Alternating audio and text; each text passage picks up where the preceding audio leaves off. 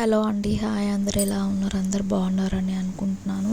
కందగడ్డ పూర్ణాలు ఎలా తయారు చేసుకోవాలో చూద్దాం. ఇప్పుడు ఒక గిన్నెలో కందగడ్డలు తీసుకోవాలి. కందగడ్డలు ఒక గంట ముందే నానబెట్టుకోవాలి. అప్పుడు మట్టి అంతా మంచిగా పోయి మట్టి అంతా మంచిగా పోతాయి అన్నట్టు. ఈ కందగడ్డలు 2-3 టైమ్స్ బాగా వాష్ చేసుకోవాలి. అలా వాష్ చేసుకోవడం వల్ల కందగడ్డలకు ఉన్న మట్టి అనేది మంచిగా తొందరగా తొలగిపోతుంది. 2-3 టైమ్స్ బాగా వాష్ చేసుకోవాలి. వాష్ చేసుకొని ఒక్కొక్క కందగడ్డ బాగా ఇట్లా రుద్దుకుంటూ బాగా మంచిగా కడుక్కోవాలి. నీట్గా మట్టి ఏమైనా ఉంటే తొలగిపోతుంది.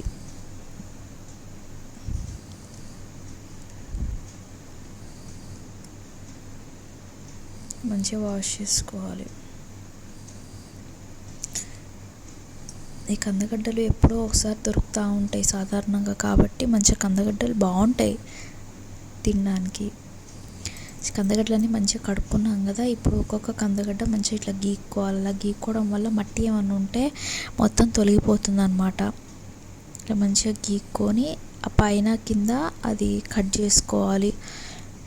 మట్టి అనేది ఉంటుంది కదా,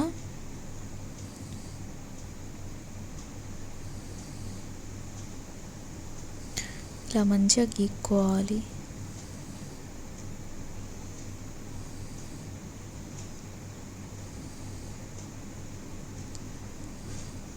కొని ఆ పైన కింద కొయ్యాలి. అలా పైన కింద మట్టి ఉంటుంది, అదంతా తీసేసేయాలి. కింద అది కూడా మంచిగా కోసుకొని ఇప్పుడు అదేవిధంగా మిగతాయి కూడా అన్నీ అలానే గీక్కొని పక్కన పెట్టుకోవాలి. ఆ గిన్నెలో అవన్నీ గీక్కుని అన్నీ వేసుకొని మళ్ళీ ఒకసారి కడుక్కొని పక్కన పెట్టుకోవాలి. అదే గిన్నెలో పొయ్యి మీద పెట్టేసి కొన్ని వాటర్ వేసుకొని కొంచెం ఆయిల్ ఎక్కువగా వేసుకొని ఆవిరికి మంచిగా కందగడ్డలు అనేది మంచిగా ఉడకబెట్టాలి.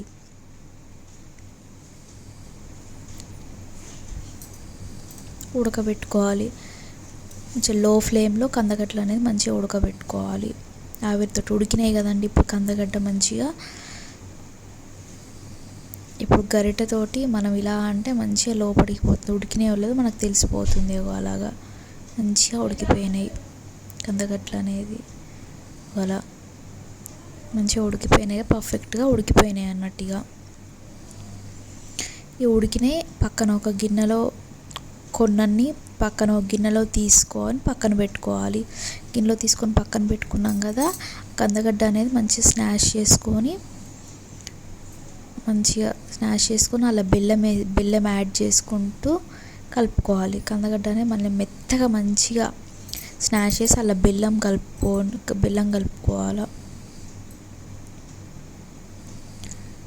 ఇలా బెల్లం వేసుకొని కలుపుకోవాలి మంచిగా. కందగడ్డ బెల్లం అనేది మంచిగా రెండు సరి సమానంగా మంచిగా కలిసేటట్టుగా మంచిగా కలుపుకోవాలి.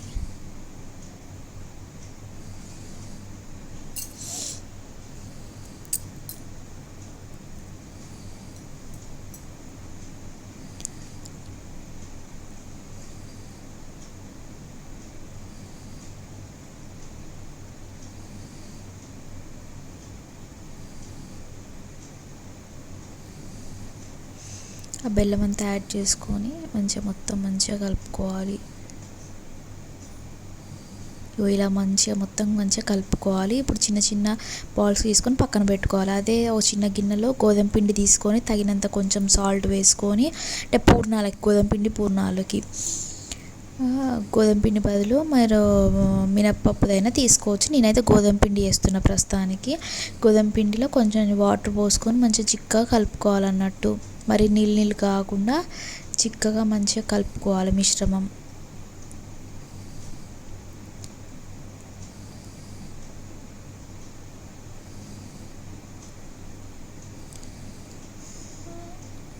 చిక్కగా కలుపుకొని పక్కన పెట్టుకోవాలి. ఇవి చిన్న చిన్న ఉండలుగా చేసుకోవాలి పూర్ణాలకి.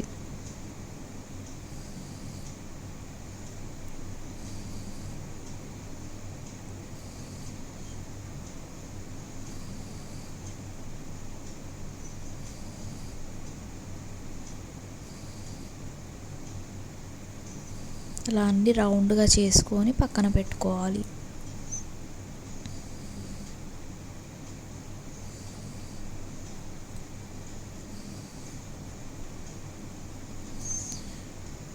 ఇప్పుడు గోధుమ పిండి కూడా మంచిగా కలుపుకున్నాయి. పక్కన ఒక కళాయి పెట్టుకొని మంచిగా ఆయిల్ పోసుకొని ఆయిల్ హీట్ అయిన తర్వాత ఇప్పుడు ఇందులో పూర్ణ వేసుకొని ఆ గోధుమ పిండిలో ముంచేసి అది ఆయిల్లో వేసేసుకోవడమే.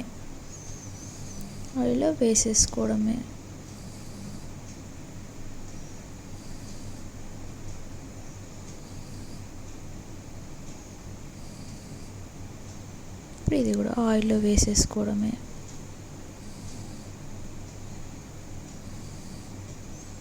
అలా ఉన్నాయన్నీ ఆయిల్లో వేసేసుకొని మంచిగా కలుపుకోవాలి.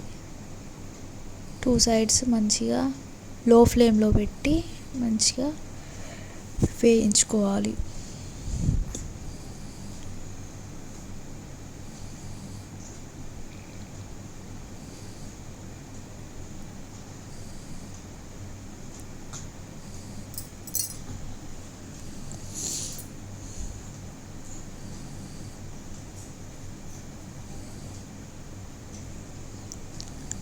కొంచెం గోల్డెన్ బ్రౌన్ కలర్ వచ్చేంతవరకు మంచిగా వేయించుకున్నాం కదా. ఇదిగో ఇప్పుడు సర్వింగ్ ప్లేట్లో తీసుకొని పక్కన పెట్టుకోవాలి.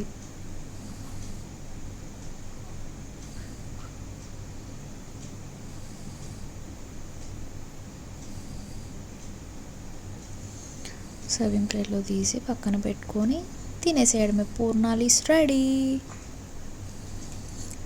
టేస్టీ పూర్ణాలు ఈస్ రెడీ. నేను గోధుమ పిండితో చేశాను పూర్ణాలు. సో మీరు కూడా తప్పకుండా ట్రై చేయండి. బాయ్.